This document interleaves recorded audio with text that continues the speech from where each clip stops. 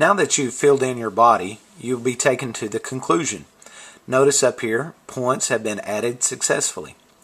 Now you're at your conclusion, and this is again is a box that you can put as much as you possibly want into by typing or cutting and pasting, however you want to do your conclusions. Once you've filled in your conclusion, now you're ready to create your sermon. The first thing that you'll want to do is hit document type. Once you bring down the document type, it'll ask you, do you want to do it in PDF or do you want to do it in Word? You have those two different options. So let's go ahead and pick PDF.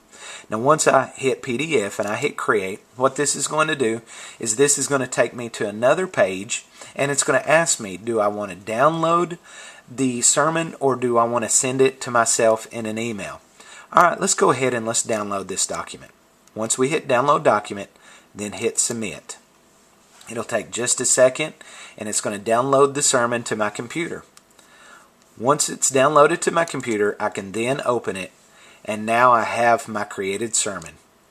Up here you see my name, the date in which it was created, and you see where I have placed to preach it. I have the title, the text, and the subject. I have introduction, proposition, interrogative, and transition. All of these will come up, and then here is our main body. And notice point number 1. All of these are already pre-programmed for you. You don't have to put 1 there. It's already programmed for you, and it's been bold. So this is my main point 1, and here's my sub point 1.1. Then I have sub point A and sub point B. Again, if I want to add another sub point to my main point 1, here it is, 1.2. And then my sub points off of that.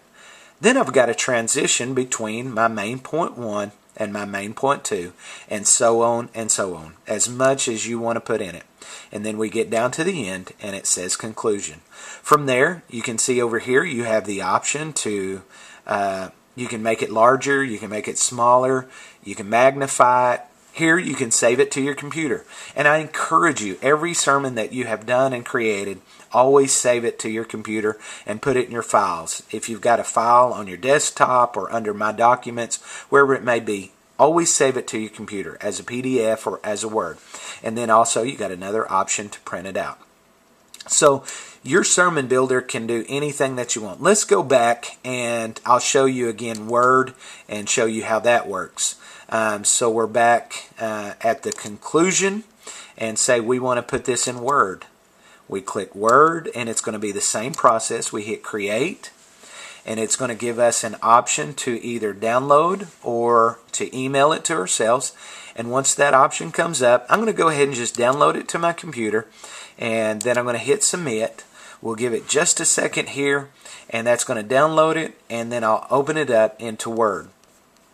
Now once I get it into Word, as that comes up for us here, it's converting. And once I get it into Word, again, you're going to see the same thing virtually. There is just one small difference in this. And that is when you get to the sub points, you have A, B, and then underneath 1.2, you don't start over with A again, you have C.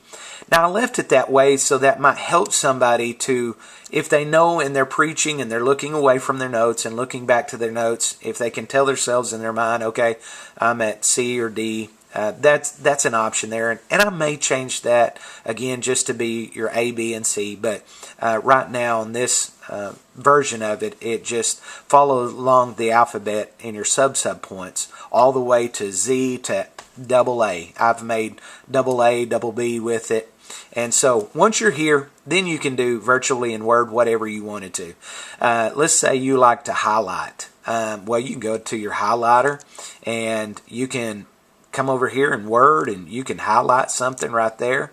If you like to highlight, maybe you want to make your words in red. So you put your, like for example, if you copy and paste something that come out of the Bible that Jesus said, we're going to make that red right there.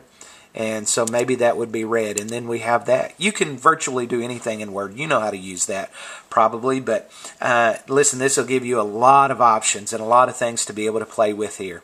And so it really is just a matter of getting on the Sermon Builder, playing with it, and really finding how that you like to do things. I believe this is going to add a lot of time, save a lot of time for you, and give you a good finished product to take into the pulpit and to be able to preach from with more confidence.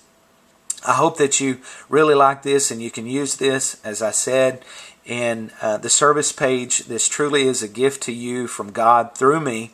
Look to better versions later in the future, but for right now, I just want people to be able to preach the gospel of the Lord Jesus Christ around the world. And hopefully this will help you by being a tool in your hands.